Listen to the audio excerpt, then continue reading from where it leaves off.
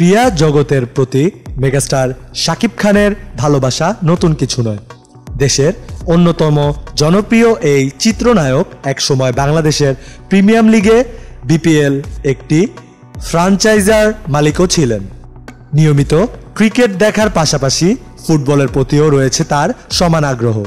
বর্তমানে দেশের প্রেক্ষাগৃহে চলছে তার সিনেমার দাপট। ঠিক এমন সময়ই বাংলাদেশ জাতীয় ফুটবল দলের খেলায় ছড়িয়ে পড়েছেন উত্তেজনা। একদিকে বড় পর্দায় শাকিব খান, অন্যদিকে সবুজ মাঠে হামজা সামিদদের পায়ের জাদু। দুই মঞ্চেই চলছে ভিন্ন উন্মাদনা।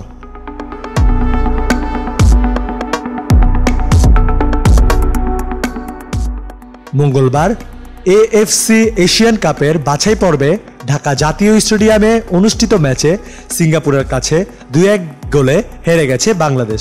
কাজেই খেলার ফলাফল ছিল নিজেদের জন্য হতাশাজনক, কিন্তু দেশের কোটি ফুটবল প্রেমীদের উৎসাহ ও আবেগ এ পর্যায়ে যেন হার মানেননি অনেকের মন। তাদের একজন শাকিব খান।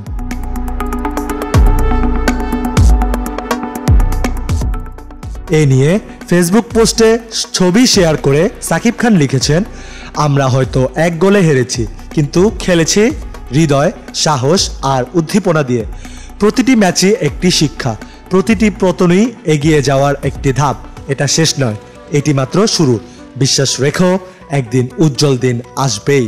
শাকিবের সেই পোস্টে প্রতিক্রিয়া জানিয়েছেন তার হাজারো ভক্ত। খেলার মাঠে বাংলাদেশের ফুটবল দল এবং পর্দায় মেগাস্টারের এই একাত্মতা নিয়ে আবেগে জড়ান সকলে।